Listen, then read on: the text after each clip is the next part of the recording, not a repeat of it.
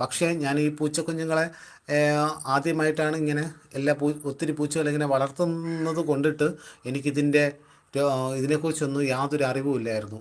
പിന്നീട് ഞാൻ ഇതിനെ ആദ്യം ഹോസ്പിറ്റലിൽ കൊണ്ടുപോയപ്പം മരുന്നെല്ലാം കൊടുത്തു. പക്ഷേ പിറ്റേ ദിവസം അന്ന് ഒരു പൂച്ച ചത്തു. പിറ്റേ ദിവസം രാവിലെ എനിക്കത് ഇന്നും മറക്കാൻ കഴിയില്ല. കാര്യം ഞാൻ ആദ്യം ഇതൊന്നും ഫുഡൊന്നും കഴിക്കില്ല. അപ്പോൾ ഞാൻ നമ്മുടെ റീഫില്ലർ ഉണ്ടല്ലോ, നമ്മുടെ കുഞ്ഞുങ്ങൾക്ക് തുള്ളിമരുന്നൊക്കെ കൊടുക്കുന്ന ഫില്ലറിൽ മരുന്ന് എടുത്തിട്ട് ഇതിന് കൊടുത്തായിരുന്നു.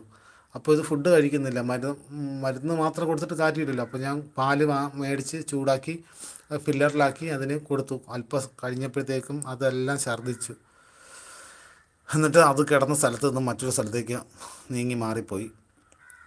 അത് മരിക്കുന്നതിന് തൊട്ട് മുമ്പിലുള്ള ആ ഒരു വെപ്രാളത്തിലായിരുന്നു.